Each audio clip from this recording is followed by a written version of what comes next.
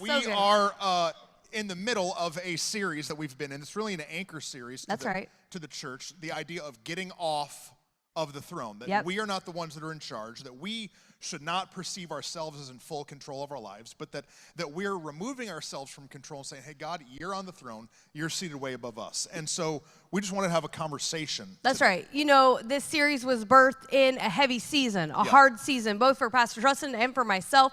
And what I love about God is that he's so faithful that when we're willing to be vulnerable and transparent about what we're walking through, you know, he's good to say, hey, yeah, I know you need this because it's not just for you. Right. It's not just for me, but it's for the whole body. And I know that we're learning and growing together. You know, this is not like Pastor Truston said, let's do this series because he needs to, like, sit in counseling. No, we both have counselors. I'm already in counseling. Yeah, we already got counselors. But this is instead because of what we've learned. Now God is using that to help build us all up as the body of Christ and to step into more. And so we're pausing halfway through this series.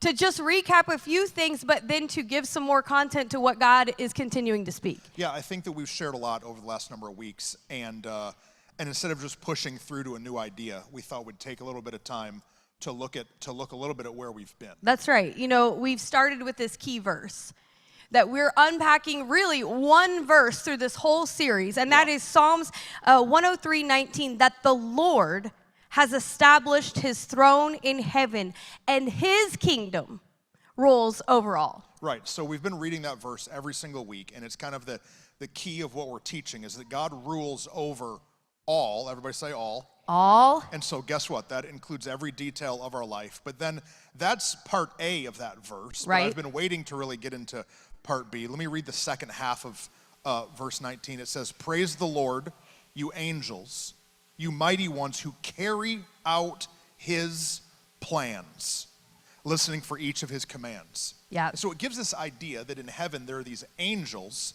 that are just on deck waiting to receive a command from the Lord.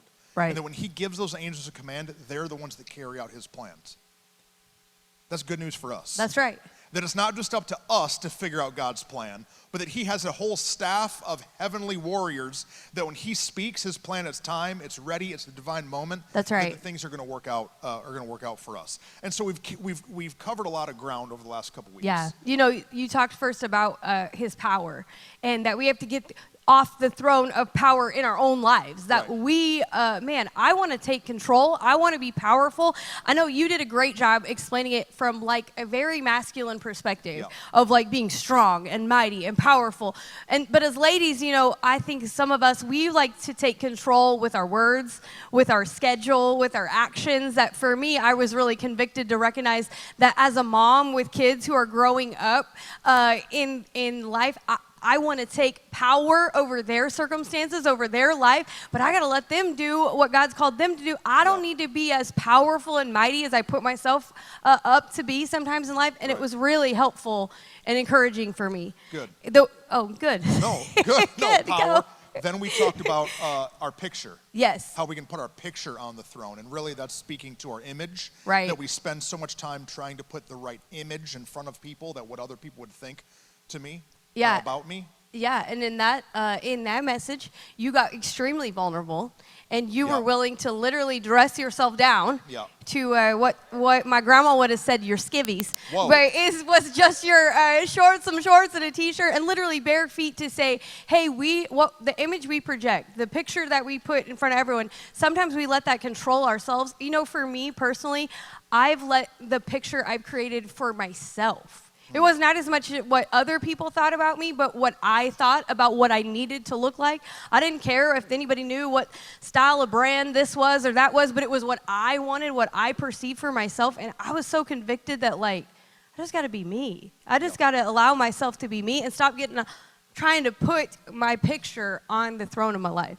So good. Power is on the throne. Our picture is on the throne. Last week, we spent just a little time talking about how we can put our preference on the throne. I have a lot more to say about that, but I don't know, maybe someday. But it's easy to put our comfort, what makes us most comfortable, that's the thing that we put in charge of our lives. And man, like Pastor Tim and Brady said a moment ago, I'm so proud of y'all. Right. Over 180 people signed up to be on ministry teams that have never been on a team before. It's crazy. Now, that moment when you filled out the card and turned it into a team leader, you were breaking a preference. But you know when you really break the preference? Right. Is when you check the email, is when you call one of our pastors back, and then when you show up on a Sunday or on a Wednesday or whatever time to serve on a team. And I know that there's a barrier of entry a little bit, like to jump on a ministry team. Like, what am I going to do? Who do I talk to? Well, you know, am I going to be liked? Am I going to make friends? Am I at junior high at cafeteria and don't have anywhere to sit? All those things, push through it. Yeah. Push through it. Don't just let your preference go, well, they didn't, you know, I called and they didn't call me back like 38 seconds later. And so I don't think they really want me on the team. Push through that preference and come on, jump on. You know, and then you've got to continue to push through your preference when you hit the accept and the decline button every week. Okay. And, you know, for some people I know, maybe it seems mundane, but it's faithful that produces fruitfulness. And so I want to encourage you to just keep hitting that accept button. And then, like, don't be not pushing the button until Saturday when you make a decision to, like, decline at the last minute. You know, something you and I said to each other this week, I'm just going to say it. Okay. Is it okay? I don't know what you're about to say, but yeah, we up here.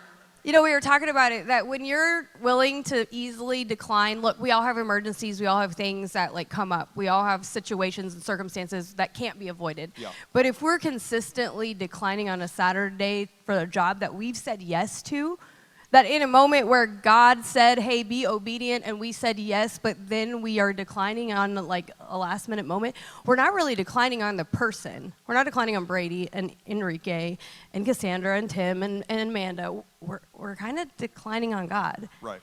And we're saying that, hey, God, what you've asked me to do and what I've said yes to is actually not important. And my Saturday night plans are more important than showing up for you. And, like, the God of the universe that's gave his life for us, like, I think we can make it a Saturday decision to show up on Sunday morning. It's good, Whit. Sorry. Hey, she said it all with a smile. I did. I sure did. Keep smiling. No, one of our preferences to be able to serve and use our gifts is that determining factor of, do I really want to wake up at 6 a.m. and go do setup? Right. Do I really want to go and serve and give my energy and my time? Right. That's a predetermined choice. It's a predetermined decision. Okay. Power, picture, preference. But then a couple weeks ago, we talked about our plan. Yeah. How we had to take our plan off the throne. And if you were here for that week, we had a couple big illustrations. I had a big scissor lift. I think we've got a picture of it. A big scissor lift. And we talked about how God is elevated above us, that his perspective is higher than our perspective. Yeah. And because the throne is elevated above us, God's playing multi-dimensional chess, and we are playing Candyland down here. Right. We're in this one-dimensional world that we can't really see everything that God sees. Yeah. And so we have to trust his plan. That's right. And so while I was up on that lift teaching, I felt like God just kept driving in me that there was more to this idea. Yeah. And so though I've got all my other P words lined up and things that I want to teach through the rest of this series, he said, Truston, I need you to stop and I need you to do plan part 2. Yeah. And so today, the reason I asked Pastor Whitney to come and for us to have a conversation is because I think for all of us, when our plan gets out of whack, it shakes us really hard. And so instead of moving on to another idea, I wanted us to really dive a little bit deeper into this plan idea of how we have to be willing to take our plan, our ideas, our strategy, our diagram of our life. We have to be willing to take that off the throne so we can walk with God. You know, one of my favorite things to do on Sunday when you're speaking is to sit in my chair and to listen to the people behind me, what their reaction is to the words and the things that you're sharing from God. And that week, when you said, you can't have to know everything, the amount of people who were like, golly, falling out of their chair, because we all want to have to know everything. You said it's bad grammar, but it's great theology, and that's true. That, like, I get frustrated because God won't give me all of the plan. I want to know everything. Okay, you're leading me in this direction, but where is that going to take me? What is the 5-year plan? What is the 10-year plan? And I get frustrated all the time because I want to know it all. Yeah. I want to know everything. We can't have to know every step. To walk with God, we can't expect that he's going to give us the 20-year outline of every step of our life. That the way that many times God works is he gives us the next right step. Not the 35th step, the next right step. And we can get so bent out of shape and mad and frustrated and angry at God because we don't understand what he's doing. Right. We don't know why he has a step that way when we really want to be stepping this way. But our unwillingness to let go of having to know everything sometimes keeps us from his plan. That's the ironic thing, is that when we are I must know it all, then he's like, well, then I can't do it all in your life. And so, man, that week you had a scripture in your notes that you ended up having to cut. Yeah, so I had a whole story that I wanted to preach a couple weeks ago that I just didn't have time.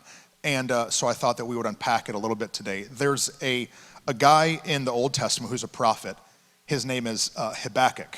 Habakkuk. He has many pronunciations, Habakkuk. And this is the one we have settled upon. So Habakkuk is a prophet who found himself in a pickle. Right. And he found himself not understanding God's plan. Right. And so I want to read to you a prayer that Habakkuk prayed. Right. That sounds a lot like prayers I've prayed. Right. And I bet sounds like a lot of prayers that you've prayed. So let me read it. It's in Habakkuk chapter 1, starting verse 2. He says, "O Lord, how long must I call for help before you listen?" Have you ever been there? God, how long must I call? He says, "I shout to you in vain, and there is no answer.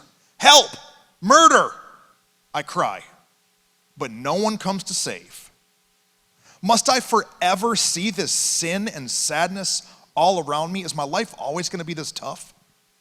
Whenever I look, I see oppression and bribery and men who love to argue and to fight.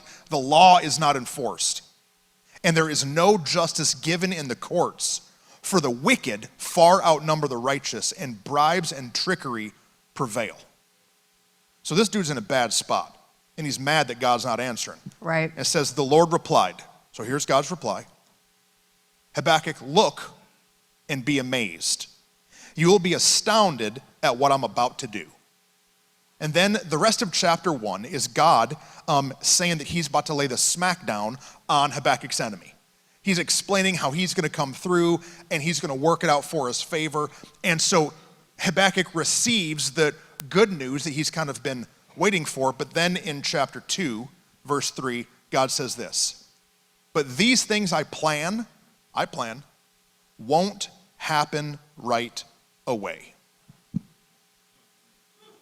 So frustrating. Habakkuk's already mad. Right. He's already mad that God isn't answering. And then God's answer says, "But these things I plan won't happen right away. Slowly, steadily, surely, the time approaches when the vision will be fulfilled." It's coming, just not in your timeline. God says, "If it seems slow, do not despair. For these things will surely come to pass. Just be patient. They will not be overdue a single day." Come on, you can clap that up. That's right. That's good. You know why? Because it's not just true for an obscure Old Testament prophet, it's true for us. Yeah. God, where are you? What in the junk are you even doing up there? But then God says, "I got it. I got a plan. It might not show up in your timeline, in your time frame, but it's going to show up. They will not be overdue a single day." Good grief. God's plan isn't late for you. And so I think what's really important for us to do is to put ourselves into the stories of the Bible. You know, what you do great with, with the different illustrations and the different ways that you teach the Word is you help us put ourselves in the Word and understand that these are not just old men in the Bible, old women in the Bible, and God showed up for them or God spoke to them, and that's not true today. The Bible is living and active. His Word is true then and today and now and forever. And so, something we talk about all the time is that, we can kind of replace that and understand that I can put myself in this situation. And can I tell you, for the last year, I felt a lot like Habakkuk. like I know you felt a lot like Habakkuk. So we rewrote the scripture a little bit, and I put it. It's called Whitney, chapter 1, verse 2 through 5. God, hey man, I've been praying every day here. Are you even up there? Do you even care? Am I wasting my time with this fast? Is my prayer time even worth it? Like, bro, it takes energy and effort to like come and like establish time to pray and to be and to meet with the Lord, but like, is my prayer time even worth it? I'm getting crushed down here. This pressure is killing me. And I feel like I've been praying the same prayer over and over again for the last 3 years. Anybody else feel that way? Like, God, you told us to come to the pig, but you did not tell us that COVID was coming. You did not tell us all these other things that would happen. You did not tell us how the city would lead us astray. You did not tell me all of these pieces that went along with it. You just told us to come to the pig, and we did it. And so for 3 years, I'm asking you, what in the world is your plan, right? And goodness, it looks like the people who aren't even living for you are advancing while I'm shrinking. They're scheming and scamming and lying while I'm over here trying real hard to live righteous and obedient. Yeah. And yet they win. And then the Lord replies.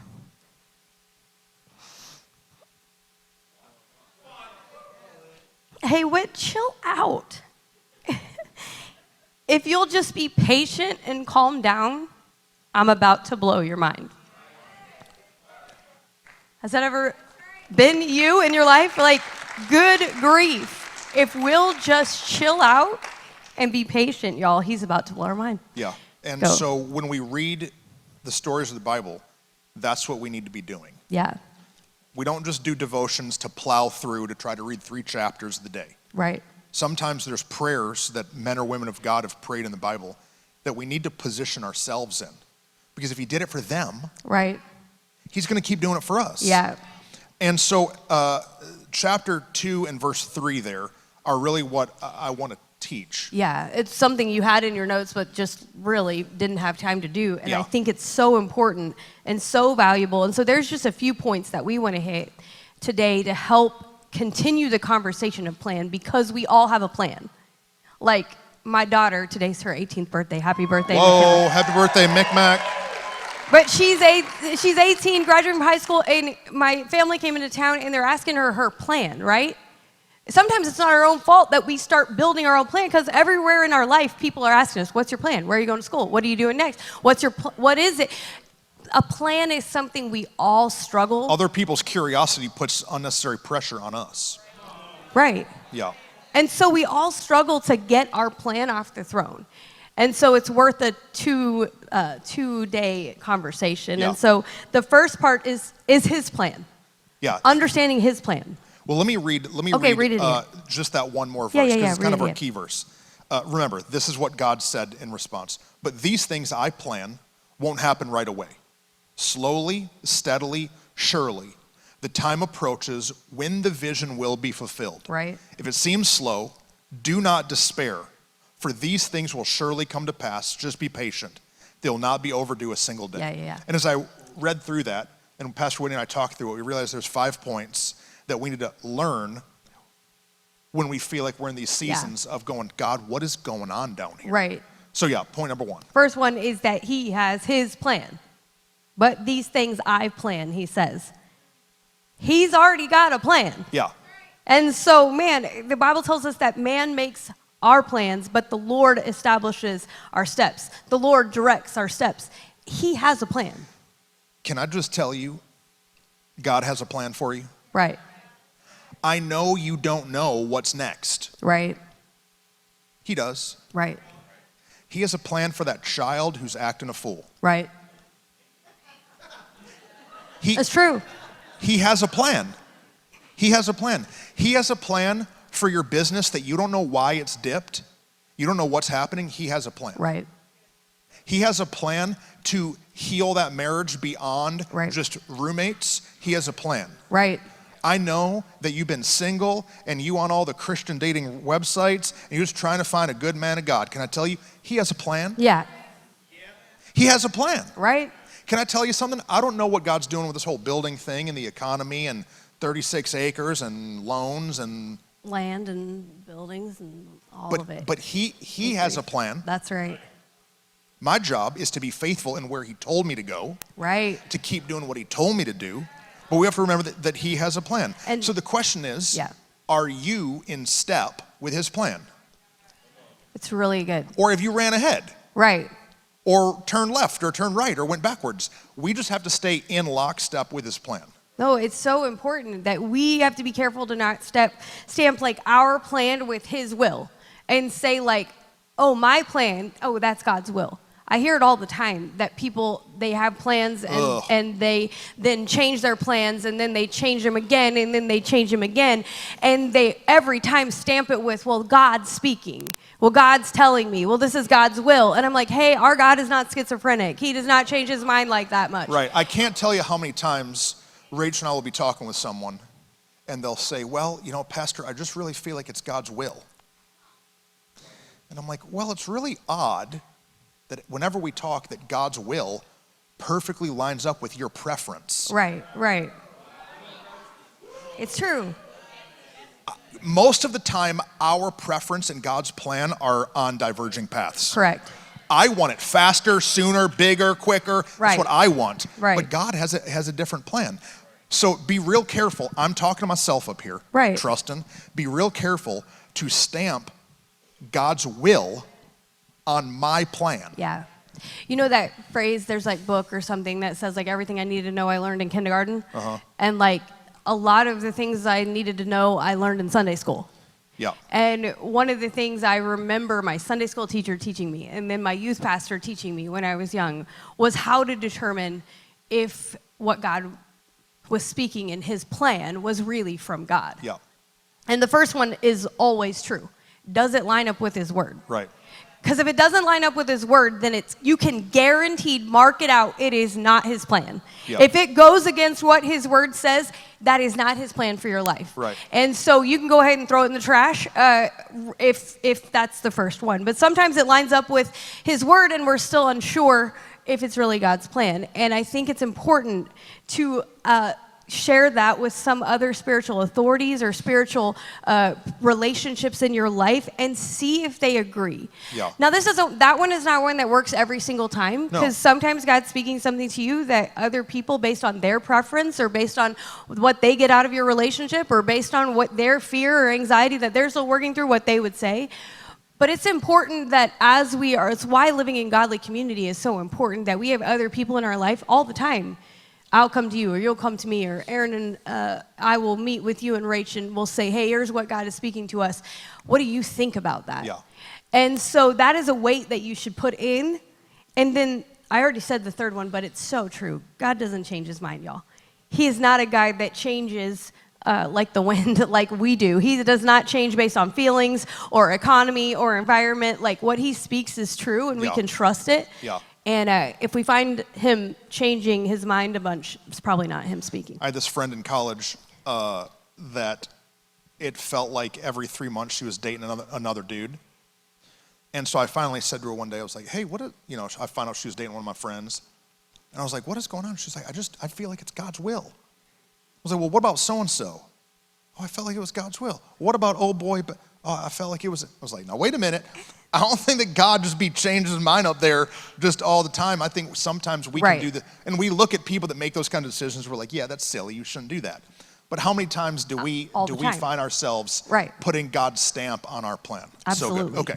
So first thing we learn is that he has a plan. Second is that he's going to do it in his time. Right. Everyone say his time? His time. This one makes us mad. Let me read it. Chapter 2, verse 3. But these things I plan won't happen right away. Dude, I hate it. I hate it, man. I wish that God would just hurry up. Don't you? Like, God, hurry up and do that thing. But what I've learned is that God's plan, it's not on my timeline, it's on his timeline. Delayed doesn't mean denied. Right. Just because it's delayed, just because it took a little longer than he thought, doesn't mean that he's up there just with a big stop sign that says no forever. Absolutely. He's just saying no, not right now, but we want it right away. God's perspective is higher than our perspective. Right. His ways are higher than our ways. And he knows what he's doing. I remember Rachel and I had seasons where we were selling a house. Remember, baby? We had a house for sale, the house wouldn't sell. The house wouldn't sell, the house wouldn't sell. We're moving with friends, we can't pay the bills. We're stressed out, we're overwhelmed. And then all of a sudden, because the house sold to the people that needed it, we got more money than we thought we were gonna get. Right. And like the same week the money transferred, here came a house for sale in the market that we would have never even seen or never even wanted, but because we had to wait, boom, we were positioned to step into the thing that he needed. Yeah. No, it's so good. And the waiting is really just a positioning. Right. It's God positioning you for what he wants you to do. No, absolutely. Even our journey moving here was so confusing because Aaron had taken a new job in a new city, and we were the same story, trying to sell our house, couldn't do it. And literally we're so confused, like, hey, God, I want to move my family to where we're supposed to go. I want to establish and keep going and get ready to go, but had no idea that the move to here to Texas was coming. And had we sold the house, we would have started building another house in another city and would have screwed up everything that God had orchestrated here. And I now look back on my life and I'm so amazed at what he's done over the last 13 years of being here that I can't imagine if I would have hurried. Yeah. Because I remember we had put money down on a house to build, and they were like, but you do have enough financial equity, words that are bigger than that, but to be able to start building this house while you're still trying to sell the other one. And we prayed and we felt like God told us not to, that we were supposed to wait. And that was so confusing because we want it now. I didn't want to wait to build the house after we sold the house because then we're going to have to get an apartment. And it felt logically like not the right order, but yet God was saving us from something. And so sometimes we feel this like it logically makes sense, but I don't have peace. And we have to allow ourselves to trust that his timing is perfect. And so we can trust his timing even when it logically feels confusing because it works out better than we could have planned. That's really good. Yeah. But that verse goes on, but these things I plan won't happen right away. And look at these words, slowly, steadily, and surely. Yeah. And so a lot of times God's plan happens for us those ways. It happens slow, deliberate. Right. If you're pouring a foundation for a new house, you don't want it done too quick. Right. Let it settle. Yeah. Let it rest, make sure it's done slowly, but then steadily. That God is faithful to give you the next right step. And I keep saying this, but we talk about how we want God to give us the plan. We want him to give us the long journey, give me the 30 steps, but really God's just going to give you the next right step. Right. The next right step. Right. Walking with the Lord is not always a sprint. Sometimes it's okay, I'll stand here 3 years. Right. I'll stand here 6 months. Right. God, I don't want to go backwards, but I will. Right. Yeah. And as you're faithful in this dance with the Lord's plan, then he can advance in his timeline. Because when he tells you to run, he can get you farther than you could on your own power. Right. When God wants to move you to where he wants to get you to, he can get you there quickly, faster than anybody else could. But we have to just trust that even though it's slow, it's steady. Yeah, it's steady. And the next right step in this season when we moved, if we weren't obedient to hear that, I remember in that season saying, okay, God, that next right step became such a huge piece for us that we will just take the next step that you give us until you give us the next one after that. We won't try to come up with it on our own. And so often we try to come up with it on our own. And it's like, oh man, we think about it, something you and I talked about not long ago, is that his ways are higher than our ways, right? Yeah. We've established that his perspective is beyond our perspective. But he can see things beyond what we can. And if I had everything that I wanted right now to come to pass, he's smart enough to know there are things in my life right now that I would not be ready for if he gave me all those things.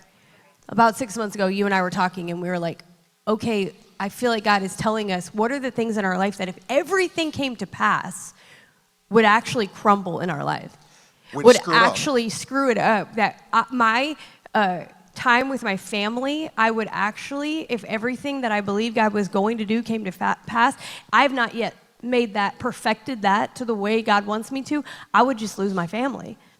I would just lose my husband because I'd never spend time with him, because I'd be running into all the more that he had called me to, but yet he knows because he loves me that I'm not ready yet. That there's some disciplines in my life that he's trying to work out, that there's some things in my finances that he wants me to figure out and get straight. There's some things in the order of my home. There's some things in my personal life that if he answered all of those questions right now, I actually wouldn't be able to sustain what he's calling me to for even 6 months. And so sometimes we get really ticked off, but if we'll do the next right step, he's gonna be faithful to give us the next one when we're ready for it. And that means we'll be able to sustain the plan that he has for us. Yeah, it's really good. Steadily. Slow, steady, then lastly, surely. That God's plan is surely gonna happen. Good that grief. Means that we can be confident in it. Yeah. That we can stand firm in his plan. We can be assured, surely, even if it doesn't look how we wanted it to. Right. That we can know that God's will is surely going to happen. If you were in his will, if you were in God's will, and it still didn't work out, it wasn't a waste of time. Yeah, right. There's been times in my life that I've looked I've looked backwards in my life, and I'm like, man, I wasted so much time doing that thing or with that person or submitting in this way. But if you were in God's will and you don't understand what he was doing in that season, it doesn't mean it was a waste of time. Yeah.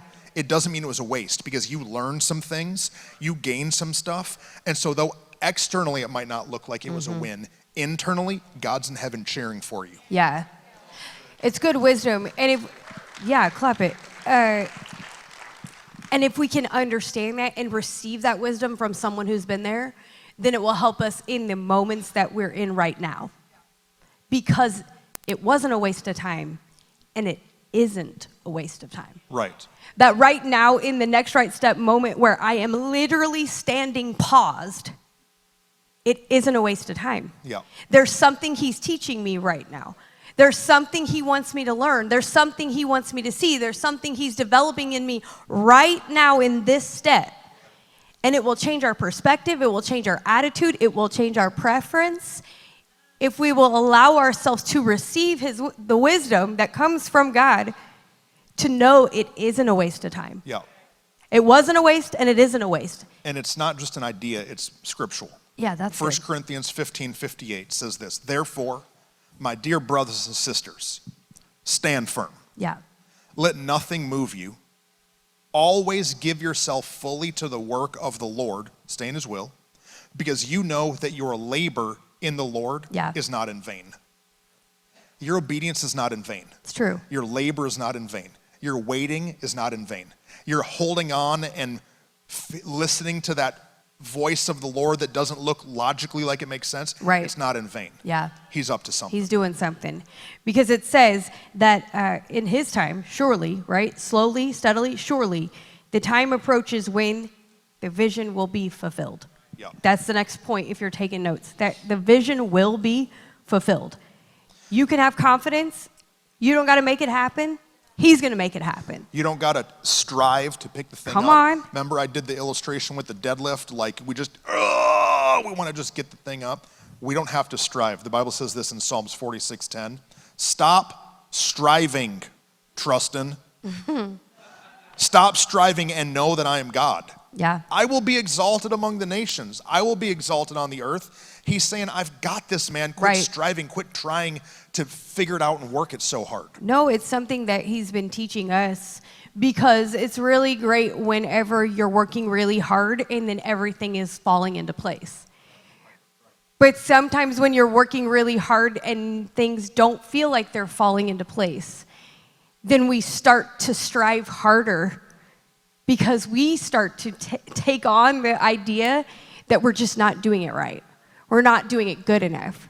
we're not working hard enough, that he's not actually pleased with us, instead of putting in the perspective that he just wants to teach us to stop striving and just to receive his love and to trust him for the next right step. Yeah. And so, something in this last season of life that I've watched you walk through is, a really nice gift of doing this conversation is I can tell you things that he normally wouldn't tell you himself. And so, that day that you talked about getting your image off the throne and you, put on your shorts and your white t-shirt and preached, what I love is that, because I know you personally, that's not what you were just doing on stage, that's what you've been doing in your life. As you've been obedient to say, hey, God, I'm going to stop striving, I'm going to get off the throne. And I've been watching you intentionally undress yourself in every area to put your trust in him first. And so I'm proud of you, but then I said, let's talk about it today, because I think it's important to talk about it with our people. And now you're emotional, that's okay. No, I don't really want to talk about it. Okay, that's fine, go. See, I told you, it's fine. The timer's not working down here. So it's okay, I'm watching it, I got it. As long as you tell me. So, when we started the church, the way that Rachel and I paid our bills is I bought and sold cars. And so back then Craigslist was still really big and Facebook Marketplace was just like coming in. And so I was buying cars hand over fist. Hundreds of cars I bought and sold out of my backyard. And I had this big truck that I drove, and my truck made me money. Right. And this truck I drove cross country buying and selling Jeeps and trucks and stuff with a great big trailer. And it looks good looking truck, Yeah, looks good. It's powerful. It's powerful. It gives you a picture. It's my preference. And it was my backup plan. Because as the church seems to be going not always in the direction that I would prefer, with the land swap and the building things, people are fickle. People be leaving the church, and that affects the finances of the church. And so there's this backup plan of like, well, I can just go and start buying and selling cars again if I need to. And then God said, Trust, I need you to get off the throne. And he said, there's a throne out in your driveway called a F-250 that is a throne for you that you're sitting on. Right. It's your preference. It's your backup plan. It's your safety zone. Yeah. And he said, I need you to get rid of it. I was like, what do you mean get rid of it? And he was like, I need you to get off that throne. Yeah. And so I got rid of that truck, and I got this one. Oh yeah, put my other one back up. So I got rid of that truck, and this is what I went and bought. It's $3,000, Ford Ranger, 4-cylinder, 5-speed, crank up windows. That's right. With great air conditioning. Oh, the air conditioning works. Yeah, great air conditioning. That's important in Texas. And that's not preference, y'all. That's like survival. I've been driving my little Ranger for about 6 months. It's not fast compared to that turbo diesel. Yeah. And it's not powerful. Oh yeah, it's a 5-speed. It's a hassle. But God's been teaching me so much. Yeah. About how much I was on the throne. Yeah. About how much my power meant to me. Yeah. And my image meant to me. Yeah, it's good. And having a backup plan, it meant to me. And so I had to do this for me. I felt like God said, I need to do something extreme in your life. Right. So that you can actually drive this idea deeper. Yeah. Now, I'll drive that truck forever if he wants me to. But it's just a season. Well, and because I'd be telling y'all don't have an $8,000 a month car payment, or some of y'all is crazy. You get 2 car payments, 3 car payments. I'm like, I can't preach that unless I drive a $3,000 cash car for a couple years. So if I can do it. That's good, Pastor. Y'all should see your faces when y'all see me around town driving that truck. It's so funny. They're like, Pastor, everything okay? I'm like, yeah, everything's great. Everything's great. Actually, everything's wonderful. I remember you said it, but like the first time you told me, hey, I think I'm going to do this. Hey, there's what I think God is telling me this is what I think I'm going to do. And if it was many people, I would be like, okay, well, have you really prayed about it? Have you really thought about it? Are you sure? Like, have you talked to your wife? Have you talked to your friend? Have you talked to your mom? But with you, I was like, yeah, okay. And you said it, but like the extremes that you operate in are not extremes of excess and chaos and crazy. They're extremes of obedience, trusting God and letting him do it. And so I'm proud of you. Proud of you. Thanks. But of course you did. And so I think it's a great example for all of us to understand that, like, his vision will be fulfilled. And we don't have to have a backup plan. Yeah. That we can trust him, that we can fully step into what he's called us to, what he's asked us to. Because if he gave us the next right step, we can surely take that step. Yeah. And be firm in it. And he'll take care of the rest. Yeah. Point number 4. Okay, point number 4 is don't despair. Says this. If it seems slow, come on, do not despair. Yeah. For these things will surely come to pass. Just be patient. Just be patient. And it reminds me of Galatians 6:9, which says, let us not become weary in doing good. Right. For the proper time will we reap a harvest if we do not give up. Yep. Don't despair. I don't tell that story sad that I got rid of my truck. No, I tell it happy, right? That I've taken a step of obedience. And if you're in a moment waiting or not understanding God's plan, don't despair. Right. But it's easy to fall into this hole of hopelessness. Like, well, this is just what my life is. This is just all it's ever going to be. Well, his ways are higher than our ways. His plans are higher than our plan. And so things that look impossible to us can cause us to freak out.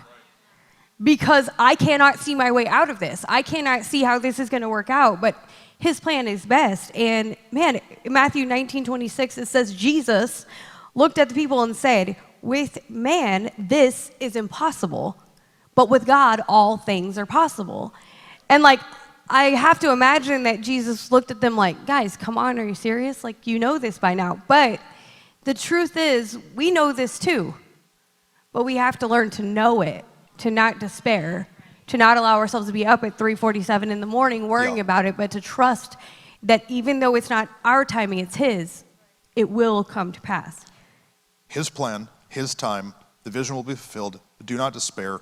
Point number 5, not overdue. So good. It's not overdue. Chapter 2, verse 3. They will not be overdue a single day. Good grief. The thing that you need in your life that you've been praying for, it's not going to be overdue a single day. Yeah. God's seldom early, but he's never late. Yeah. He knows what he's up to. He's working that thing for your good. He's an ambidextrous God. Right. His power and his plan. They work together for our good. But we hear that phrase all the time in church, and I get a little annoyed by it. Oh, he's seldom early, but he's never late, right? But I feel like this message, this scripture, as we're reading it and understanding, it's not that he's seldom early because he like just is so busy doing stuff for other people that he's just got you right in that time slot and you can only fit in that time slot, so he won't be late, don't worry, but he's not going to be early because he's got so much junk going on. That's not what it is. It's that he's intentional. Right. He's on purpose. And he knows the right time better than we know the time. And so it's not that he's seldom early because he's just real busy. He's seldom early because he loves you. Because his plan for you is better than your plan. And so he's going to be right on time, baby. Don't despair. Yeah. But you don't got to freak out and fret. Come on. It's good. When it feels like, oh, there's only 5 seconds left. He knows. Yeah. He knows. Psalms 102, verse 13. You will arise, it's talking about the Lord, and have compassion on Zion. That's his people. For it is time to be gracious and show favor to her, his church. Here it is. Yes, the appointed time. Right. The moment designated has come. There's a moment designated for you. Right. There's an appointed time in your life. Right. That you're waiting and wondering and asking God, what the junk are you doing up there? He has an appointed time. Yeah. And in my man brain, as I was reading through this, I thought of a movie clip that I had also seen it. It had just been a long time. That put me into where I feel like God has us as a church. Yeah. And so this is where I feel like we are as a church.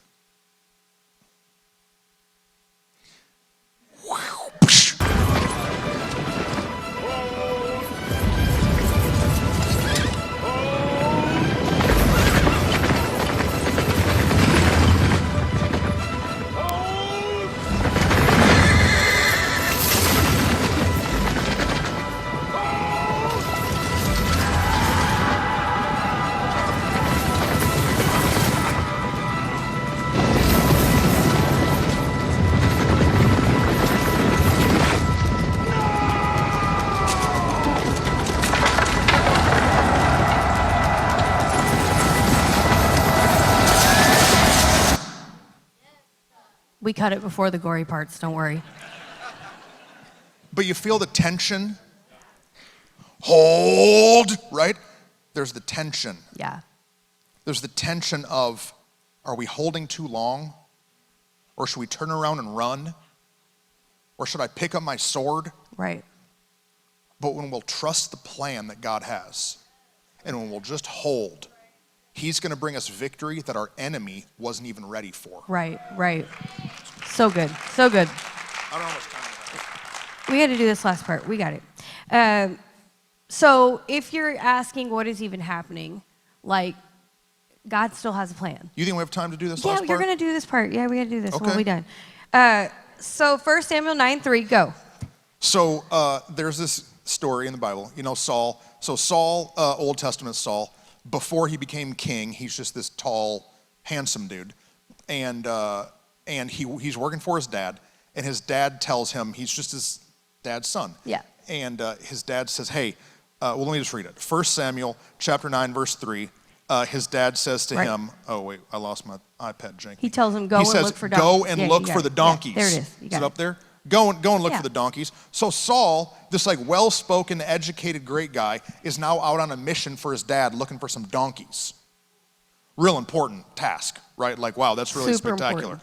And so he's trying to find the donkey. He's going from town to town trying to find them. And then it says this in 1 Samuel 9:17. When Samuel, this is the prophet, caught sight of Saul while he's out looking for donkeys, the Lord said to him, this is the man I spoke to you about, and he will govern my people. And in this moment, while Saul is out looking for donkeys, he is all of a sudden, out of nowhere, anointed king. Right, right. And in our lives, we have to understand that it might feel like we're just out looking for donkeys. That we're just out, what is this job? What are we even doing right now? Right. What is even happening? But it's in that moment of obedience that your kingship is happening, that your favor is coming. And so I read it, I like to read the Bible in a bunch of different versions. And so I read it in the King James Version. King James, here it is, King James, 1 Samuel 9:3. His dad says, arise, go seek the asses. He's just a boy. He can't ever not be a boy. That's what the Bible also true. says. Go and seek the asses. I got lots of jokes, but I don't got time. And I feel like that's what some of y'all be saying on Friday nights. But Rachel looked at me and went like this. No. I tried. But listen. Listen. Some of y'all are mad. Yeah. Some of y'all are mad because it feels like God has you chasing your donkeys. Right. You're just chasing yourself in a circle, chasing your own tail. Right. Running around, not knowing what you're doing. But I'm telling you, the Bible shows us that if we'll just be faithful to the little thing that he's called us to, that he's going to Saul, following the footsteps of a donkey, led him to the prophet that anointed him king of Israel. But it was because he was faithful to follow in a direction that he didn't understand. Because it wasn't a waste, and it isn't a waste. And right now in your life, if you feel like you're chasing your tail and it feels like a waste, if you are doing the next right step that he told you to do, you are walking in his will. His plan will be fulfilled. That's right. That's a promise. Yeah. And so we can trust it. Yeah. Go ahead. And so just as we close, God has a plan for you after it all goes bad. Right. Right. So like I know it went bad. I know that something in your life or in your story, in your situation didn't go to plan, but can I tell you that even though it didn't go to plan and it went bad, God can still work that thing out for your good. Right. It's who he is. Right. It's what he does. And what I know is that God's plan will exceed your expectations. Exceedingly, abundantly, more. It's who he is. Right. And so don't be discouraged in not understanding what he's up to, because he's going to exceed your expectations. That's right. He's going to go above and beyond what you even hoped for that child. Absolutely. He's going to go above and beyond what you hoped for your business, or for your finances, or for that promotion. Right. You're so mad that your current boss won't even see you. You are so mad that your current boss won't even see you. But what you don't know is that while that boss isn't seeing you, somebody else is gonna. Right. And God's gonna exceed you above what you could. You're mad over here, and God's like, but girl, I got you set up over here. Right, I'm mad and bent out of shape about a building and the timeline and what's gonna happen. God is going to exceed my expectations. Right. He has more for me. He has more for us. And so in these moments of not understanding his plan, right, don't jump back on the throne. Right. Don't jump back on the throne. Trust his plan. That's right.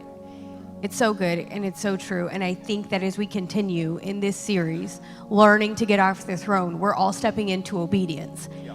And so as we continue to step into obedience, don't stop pushing forward. Don't get to a moment, okay, I got off the throne of my preference, now it's done. We've got a few more weeks left of this series because God is really taking us to the next right step of where he has. Yep. But we've got to learn it and obey it and get it in us deep. That's why we took the time today to have this conversation. Yeah.